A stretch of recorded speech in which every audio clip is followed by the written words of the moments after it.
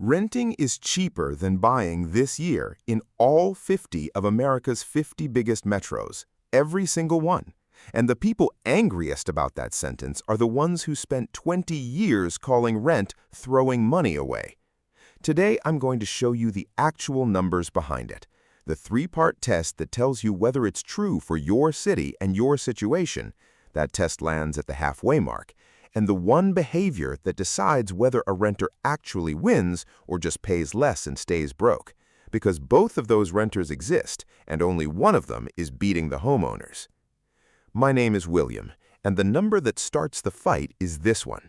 In a 50 metro analysis published this March, the average all-in monthly cost of owning a starter home in America came to $2,589. The average rent for the equivalent home, $1,669. That's a $920 gap every month. Owning costs about 55% more than renting the same roof. Not in one unlucky city, on average across all 50 of the biggest ones. And here's the part almost nobody has noticed.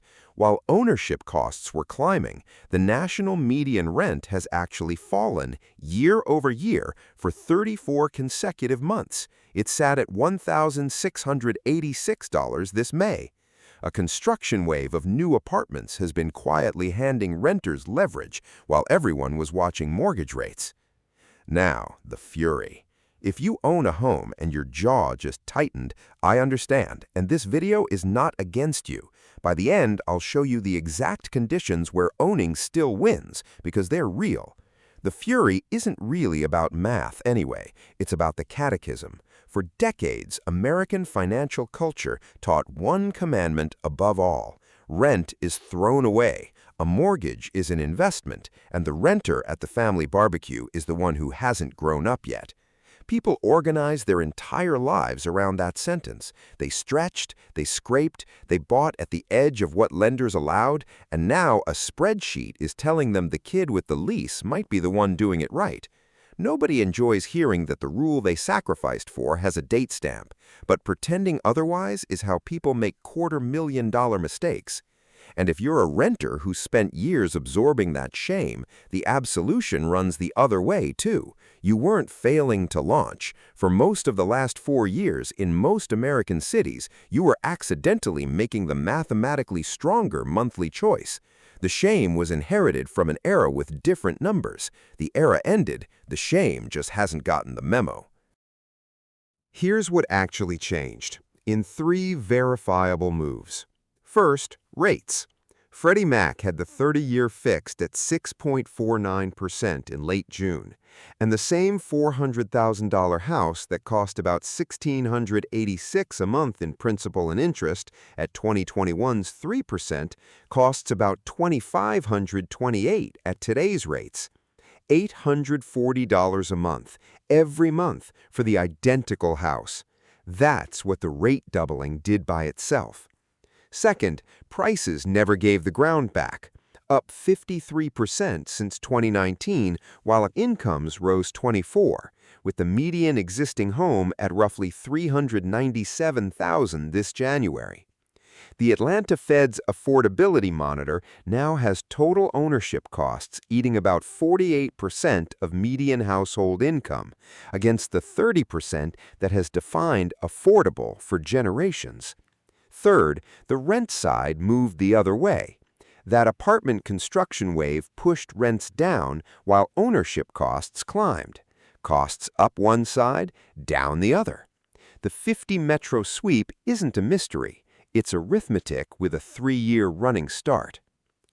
2 people, 1 paragraph each, so you can see both futures. Tessa rents a 2-bedroom in Columbus for $1,700 a month, a comparable house to the one selling nearby for around $400,000. Every month, the gap between her rent and what ownership would cost, call it $900, moves automatically into a plain index fund the morning her paycheck lands. She's 29 months in. Glenn, her coworker, bought in 2024 at the edge of approval. 48% of his take-home goes to the house. The water heater died in February, and his equity is growing, the way equity grows in the early years of a mortgage, slowly. Because it's 6.5%, the first years of payments are mostly interest wearing a homeowner's costume. Glenn isn't wrong. Glenn is early, stretched, and betting on a decade. Tessa is liquid, ahead, and betting on her transfer. Hold both of them. The test will score them properly in a minute. Because here's the trap in headlines like renting wins. A 50 metro average is not your answer. Your answer needs a test you can run yourself on your city, your target house, your timeline. That test is the framework this video promised, and here it is. Part 1 of the test is the true cost stack. A mortgage payment is not the cost of owning, it's the down payment on the cost of owning. The real monthly number stacks 5 layers: principal and interest at today's actual rate, property tax averaging around 1.1% of the home's value per year, homeowners insurance, which has been climbing brutally in storm states, maintenance, the layer everyone deletes, running 1 to 2% of home value annually. On a $400,000 house, that's $330 to $660 a month for roofs, water heaters, and everything Glenn met in February. And PMI if you put down less than 20%, typically another $100 to $200 a month until you hit that equity line. Stack all 5, and that number, not the bank's quote, is what competes against rent plus about $20 of renter's insurance. Run this stack on any listing in 10 minutes with the county tax rate and an insurance quote. Most people have never once done it for the house they're dreaming about. Part 2. The 5% shortcut. When you want the verdict fast, use the rule popularized by portfolio manager Ben Felix. Take the home's price, multiply by 5%, divide by 12. That's the monthly break-even rent, a shorthand for the unrecoverable costs of owning, the interest, the tax, the maintenance, and the return your down payment could have earned elsewhere. A $400,000 house, 5% is $20,000 a year, $1,667 a month. If you can rent the equivalent home for less than that, renting is likely winning. For more, buying pulls ahead. Notice what the rule just did to the national numbers. Median-ish house, $1,667 break-even, and median rent, $1,686. The entire country is sitting almost exactly on the line, which is why your metro, not the national average, decides everything. In Pittsburgh, Cleveland, Detroit, Memphis, Oklahoma City, St. Louis, around 24 metros where prices stayed low relative to rents, the same rule says buy, clearly, today. In coastal California, it screams rent so loudly, the furious homeowners there have mostly stopped arguing. Part 3. The 2 multipliers, time and behavior. Time first. Buying carries entry and exit tolls, closing costs of 2 to 5% going in, commissions and costs going out, which is why the break-even horizon in most markets runs 5 to 7 years. Stay shorter than that, and the tolls eat whatever equity the early interest-heavy years manage to build. Stay a decade plus, and ownership's fixed payment starts beating a rent that never stops renewing. And behavior, the multiplier that decides the whole contest. The renter only wins if the gap gets invested. Tessa's $900 a month at a defended 7% becomes roughly $66,000 in 5 years and about $159,000 in 10.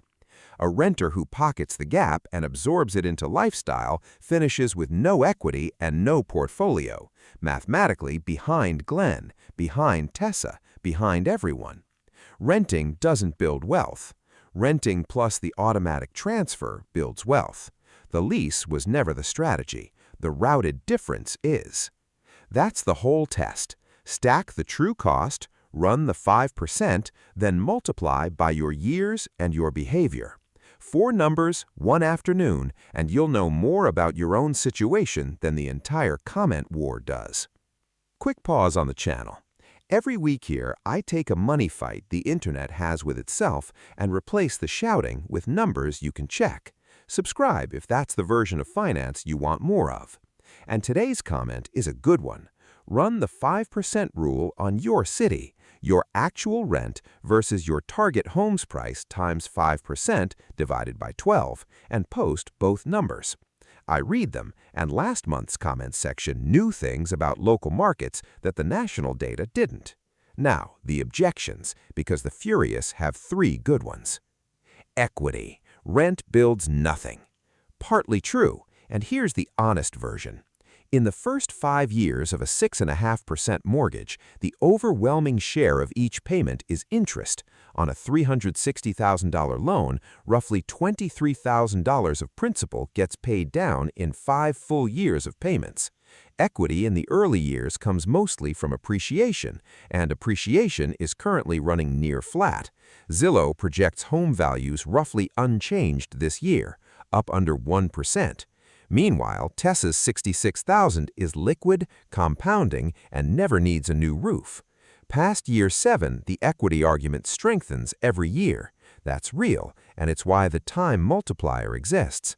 Before year 5, equity is mostly a word the interest is hiding behind. Rent goes up forever, a mortgage is fixed. The strongest objection, and it deserves a straight answer.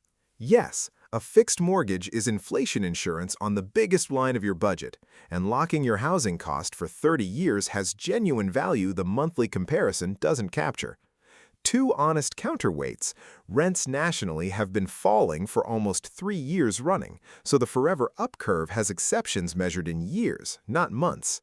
And the fix isn't free. You paid for it in the 55% premium. Insurance is worth buying when the price is right. The test tells you when it is. You can't live in an index fund. Correct, and nobody's asking you to. This was never renting versus owning as identities. It's a price comparison between 2 ways of buying the same shelter, taken one market and one household at a time. If the 5% rule says buy in your metro, buy proudly. If your family needs the yard and the school district and you're staying 15 years, the time multiplier already voted for you, and no spreadsheet outranks a life. The only position this video attacks is the one that skips the math entirely because a barbecue uncle called rent a sin. The carve-outs, plainly. If you're in the 20 dozen buy metros, the national headline is not your headline. Run your numbers, they'll likely say own. If you're in San Francisco, San Jose, or New York, note that rents there have been rising against the national tide. Your gap math needs this year's local figures, not the average. And if a down payment currently lives in your savings account while you decide, it belongs in a high-yield savings account earning around 4%, not a checking account earning nothing, and not the stock market, because money with a 2-year assignment doesn't belong on a 30-year vehicle. $50,000 parked correctly earns about $2,000 a year just for waiting properly. If somewhere in the last 10 minutes you did your own quiet math, counted the years you've paid the ownership premium without the decade of staying, or the years you've pocketed a renter's gap without routing it, keep that sting. It's the cheapest tuition this subject charges, and both mistakes have the same repair, starting this month. Here's the 10-year picture. Same conservative 7%, so the fury has something to aim at. Tessa, if she holds the routine, roughly $159,000 liquid by year 10, plus a down payment fund she can deploy the moment her metro's math flips, and rate forecasts genuinely disagree about when that is. Fannie Mae sees rates near 5.7 by year end. Zillow says barely 6.4.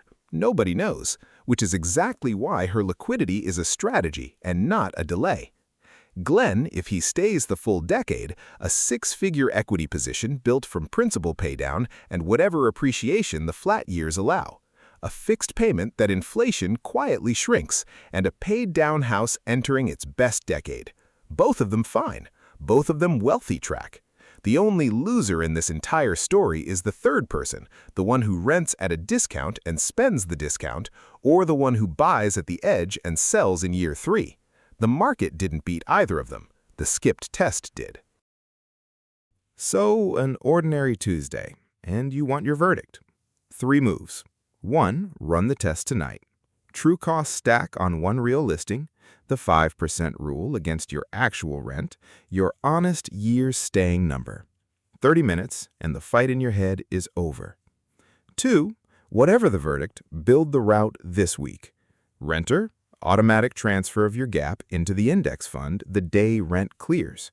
Future buyer, the down payment into high yield at 4%, and the same automatic habit pointed at it. 3. The piece I'm deliberately not fitting into 22 minutes, what that index fund actually is, why it compounds through flat housing decades, and how Tessa's transfer becomes her own down payment or her freedom fund. That's the machinery under every number tonight. The full breakdown is on this channel, and it'll be waiting whichever door you pick. Last picture. Somewhere at a barbecue this weekend, an uncle is telling a 28-year-old that rent is throwing money away. She isn't arguing. She's 29 months into an automatic transfer he doesn't know exists. Her Metro's 5% number sits $400 above her rent, and the angriest people in this argument are the ones who never ran it.